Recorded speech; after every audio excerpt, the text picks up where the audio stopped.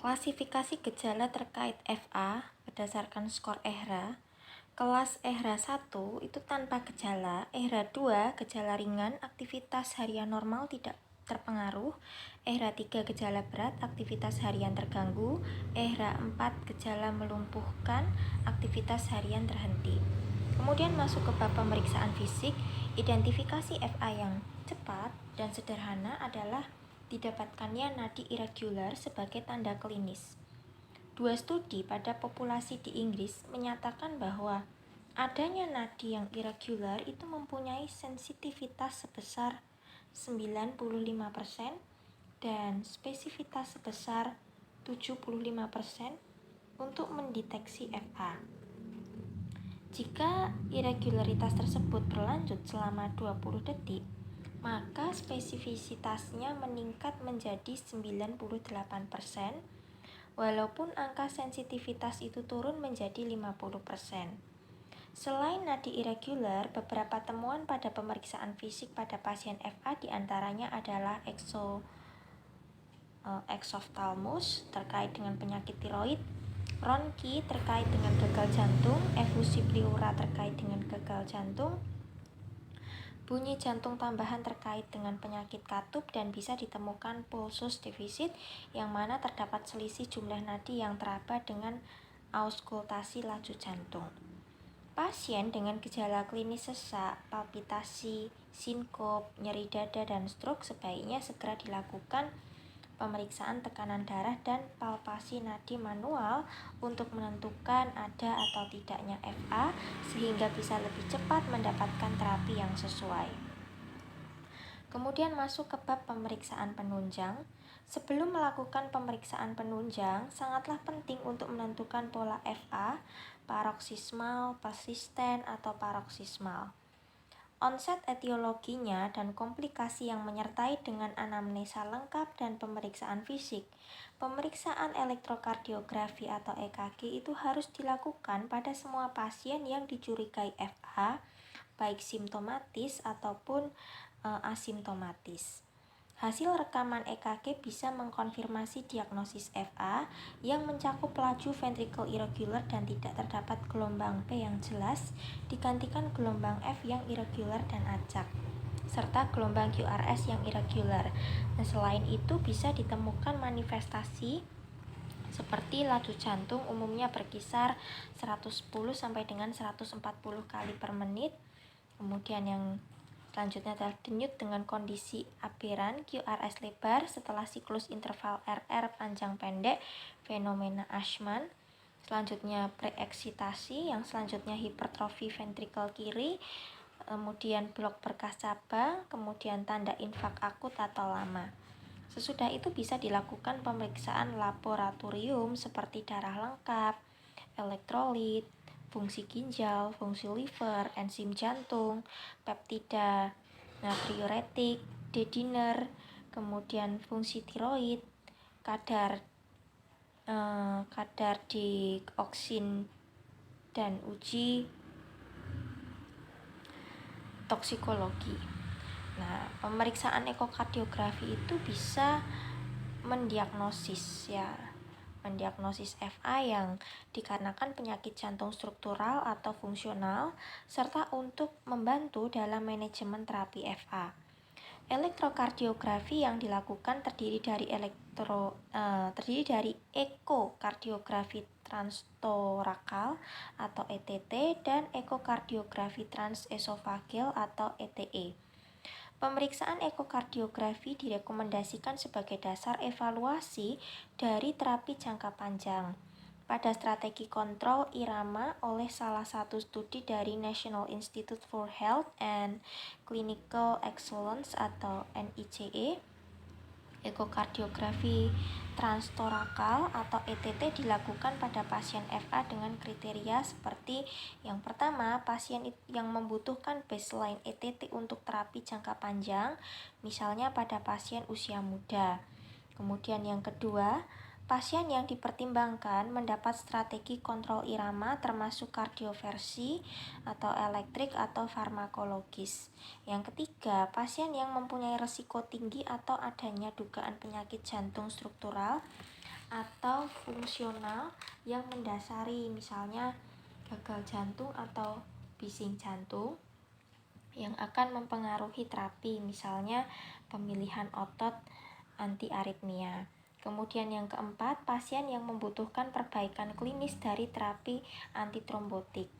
Nah, sedangkan ekokardiografi transesofageal atau ETE itu dilakukan pada pasien FA dengan kriteria seperti yang pertama, apabila hasil ETT itu memperlihatkan adanya abnormalitas, misalnya penyakit jantung katup yang memerlukan pengobatan yang spesifik. Kemudian apabila ETT secara teknik itu sulit dilakukan atau kualitasnya masih diragukan, dan pada saat yang dibutuhkan untuk menyingkirkan adanya abnormalitas kardiak. Yang ketiga, apabila membutuhkan tindakan kardioversi yang memerlukan pengawalan ETE.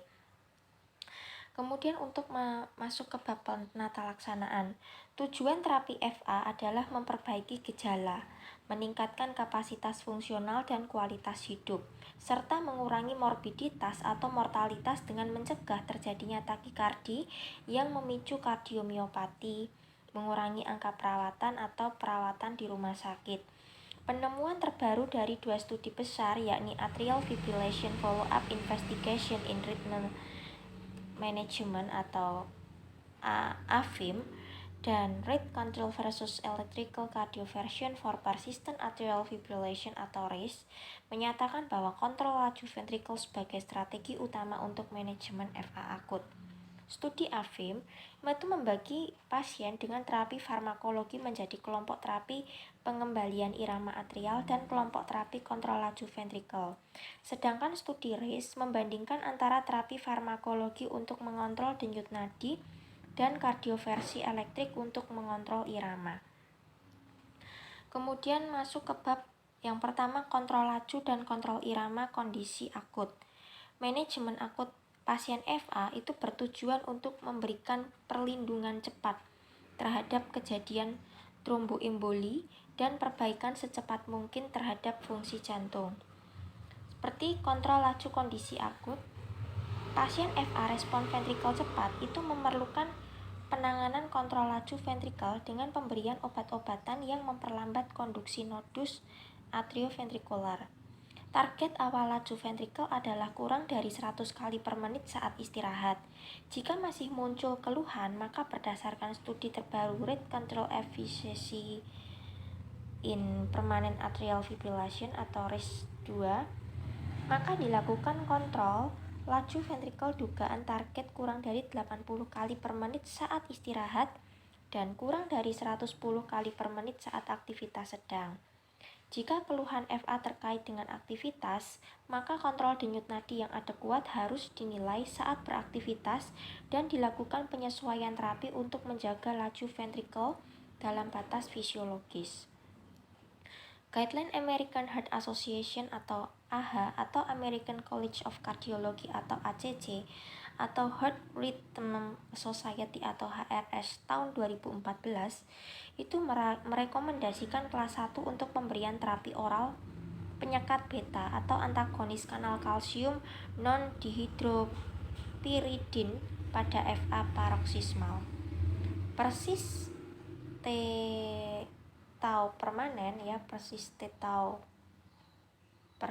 atau permanen. Terapi oral penyekat beta atau antagonis kanal kalsium non-dihidropiridin itu bisa diberikan apabila pasien stabil, ya karena golongan obat-obat ini efektif untuk mengurangi denyut nadi saat istirahat dan saat beraktivitas. Walaupun demikian, penggunaan antagonis kanal kalsium dan penyekat beta jangka panjang itu perlu pengawasan lebih lanjut terkait efek inotropik negatifnya. Begitu target kontrol laju sudah tercapai, maka obat-obatan ini bisa dihentikan. Pemilihan penyekat beta atau antagonis kanal kalsium tergantung dari pengalaman klinisi dan kondisi klinis pasien. Sebagai contoh, Penyekat beta itu lebih dipilih pada pasien infak miokard akut atau penyakit jantung iskemik, tetapi dikontraindikasikan pada pasien asma. Sedangkan antagonis kanal kalsium, terutama verapamil, dikontraindikasikan pada pasien dengan gagal jantung. Amiodaron itu bisa digunakan pada beberapa pasien, terutama dengan depresi fungsi ventrikel kiri yang berat. Digoxin juga bisa digunakan untuk mengontrol laju ventrikel walaupun kurang efektif apabila dibandingkan dengan golongan penyekat beta atau antagonis kanal kalsium. Pada guideline fibrilasi atrial ESC 2010, digoxin termasuk dalam kelas 2A dengan levels of evidence C, di mana penggunaannya sebagai kontrol laju diindikasikan pada pasien dengan gagal jantung, disfungsi ventrikel kiri, dan pada pasien yang inaktif.